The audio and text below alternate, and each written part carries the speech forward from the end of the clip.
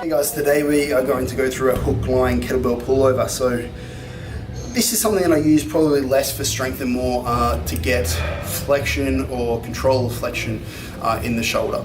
So it's a pretty simple drill, but something people will lack a lot very commonly. So people that are usually extended are gonna get this from the wrong place, and people that are hunched or whatever are gonna lack this.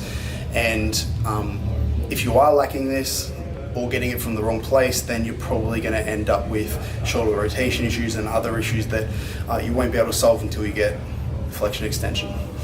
So all we're going to do is lie on the back. Most people know what pullover is, but we're going to incorporate a bit more to it here. So with the hips,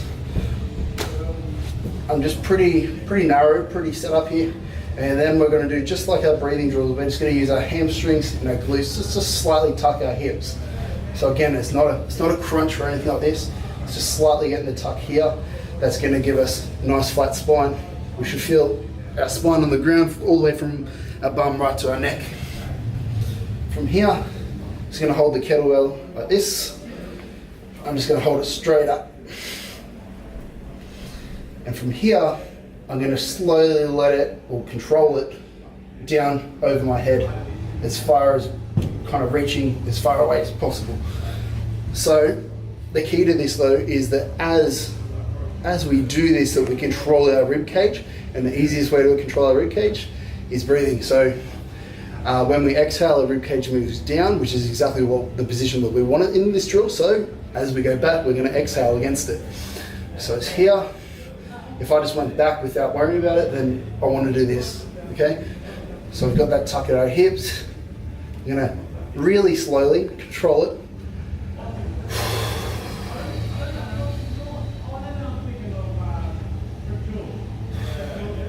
As soon as you feel some tension, so for you that might be here, might be here, might be here. Like as soon as you feel any tightness through the shoulder, or it doesn't want to go any further, you just want to stop there.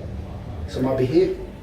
Take a big inhale into your chest, keeping the ribs down still, and then exhale. And again. Again. Until you're on the ground, and then you're going to take one more.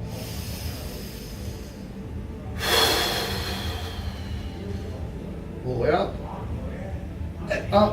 and repeat. Well, the second, third time around, you should be able to get all the way to the ground whilst exhaling without too much need to take more breaths. But it'll get you that range, it'll open up that range, and you'll be utilizing that range. So a lot of benefit to that. From here, we can graduate into pull down variations. So things like a half kneeling pull down, where we don't have to worry about the position of our hips. We can work on controlling our rib cage whilst reaching overhead and doing the pull down this. Or the normal pull down that everybody does, where you're seated on a machine. Most people are going to do it like this. In reality, we want exactly what we were just getting. So exhale, keep it down.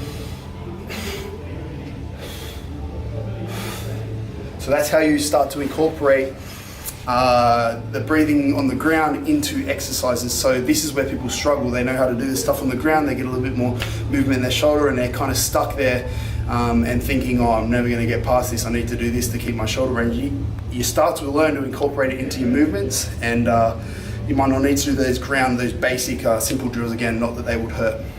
So yeah, this shows the connection between those and the bigger movements, the training that we actually do in the gym, and it's also a great way to get shoulder flexion in yourself or your client. So shoot me a message if you have any questions as to your particular situation, or if you have any questions on how this drill works, and I'll be happy to answer them.